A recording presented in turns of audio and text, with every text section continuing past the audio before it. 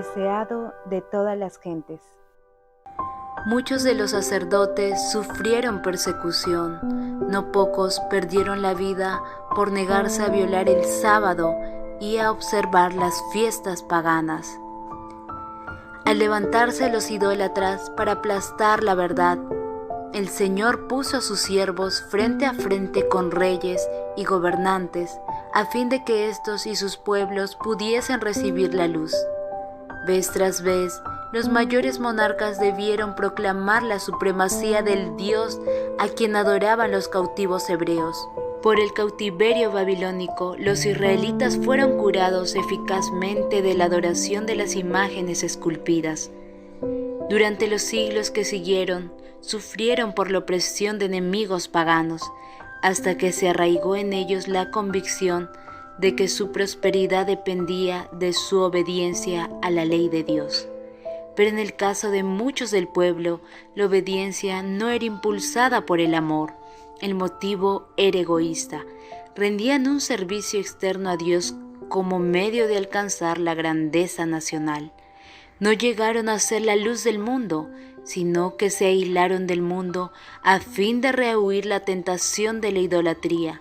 En las instrucciones dadas por medio de Moisés, Dios había impuesto restricciones a su asociación con los idólatras, pero esta enseñanza había sido falsamente interpretada.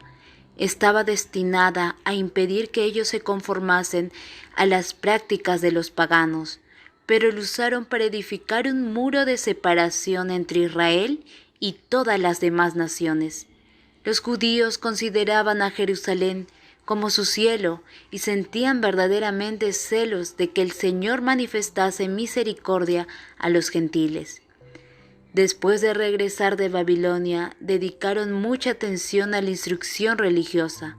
Por todo el país se erigieron sinagogas en las cuales los sacerdotes y escribas explicaban la ley. Y se establecieron escuelas donde se profesaba enseñar los principios de la justicia, juntamente con las artes y las ciencias. Pero estos medios se corrompieron. Durante el cautiverio muchos del pueblo habían recibido ideas y costumbres paganas, y éstas penetraron en su ceremonial religioso. En muchas cosas se conformaban a las prácticas de los idólatras. Al apartarse de Dios, los judíos perdieron de vista mucho de lo que enseñaba el ritual. Este ritual había sido instituido por Cristo mismo. En todas sus partes era un símbolo de Él, y había estado lleno de vitalidad y hermosura espiritual. Pero los judíos perdieron la vida espiritual de sus ceremonias y se aferraron a las formas muertas. Confiaban en los sacrificios y los ritos mismos, en vez de confiar en aquel a quien estos señalaban, a fin de reemplazar lo que habían perdido.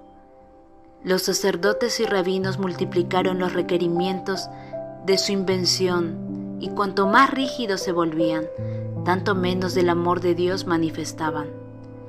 Medían su santidad por la multitud de sus ceremonias, mientras que su corazón estaba lleno de orgullo e hipocresía. Con todas sus minuciosas y gravosas órdenes, era imposible guardar la ley. Los que deseaban servir a Dios y trataban de observar los preceptos rabínicos luchaban bajo una pesada carga. No podían hallar descanso de las acusaciones de una conciencia perturbada.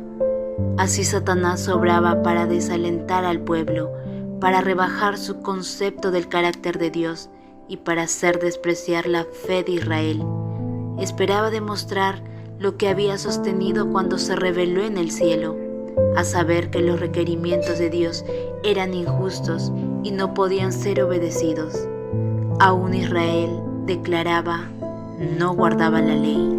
Aunque los judíos deseaban el advenimiento del Mesías, no tenían un verdadero concepto de su misión.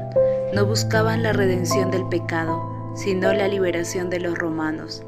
Esperaban que el Mesías vendría como conquistador, para quebrantar el poder del opresor y exaltar a Israel al dominio universal. Así se iban preparando para rechazar al Salvador. En el tiempo del nacimiento de Cristo, la nación estaba tascando el freno bajo sus amos extranjeros, y la atormentaba la disensión interna. Se les había permitido a los judíos conservar la forma de un gobierno separado, pero nada podía disfrazar el hecho de que estaban bajo el yugo romano, ni avenirlos a la restricción de su poder. Los romanos reclamaban el derecho de nombrar o remover al sumo sacerdote, y este cargo se conseguía con frecuencia por el fraude, el cohecho y aún el homicidio. Así el sacerdocio se volvía cada vez más corrompido. Sin embargo, los sacerdotes poseían aún gran poder y lo empleaban con fines egoístas y mercenarios. El pueblo estaba sujeto a sus exigencias despiadadas y también a los gravosos impuestos de los romanos. Este estado de cosas ocasionaba extenso descontento. Los estallidos populares eran frecuentes. La codicia y la violencia, la desconfianza y la apatía espiritual estaban royendo el corazón mismo de la nación. El odio a los romanos y el orgullo nacional y espiritual inducían a los judíos a seguir adhiriéndose rigurosamente a sus formas de culto. Los sacerdotes trataban de mantener una reputación de santidad, atendiendo escrupulosamente a las ceremonias religiosas. El pueblo en sus tinieblas y opresión, y los gobernantes sedientos de poder anhelaban la venida de aquel que vencería a sus enemigos y devolvería el reino a Israel. Habían estudiado las profecías, pero sin percepción espiritual. Así habían pasado por alto aquellos pasajes que señalaban la humillación de Cristo en su primer advenimiento y aplicaban mal los que hablaban de la gloria de su segunda venida. El orgullo oscurecía su visión, interpretaban las profecías de acuerdo con sus deseos egoístas.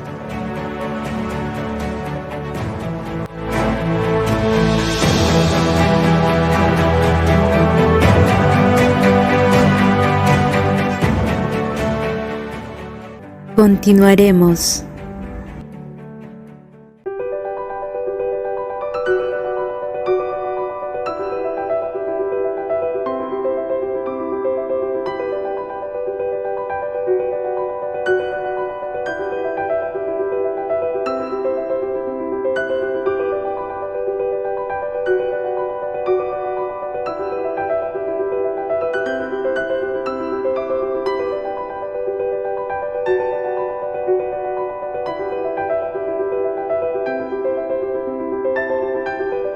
El deseado de todas las gentes.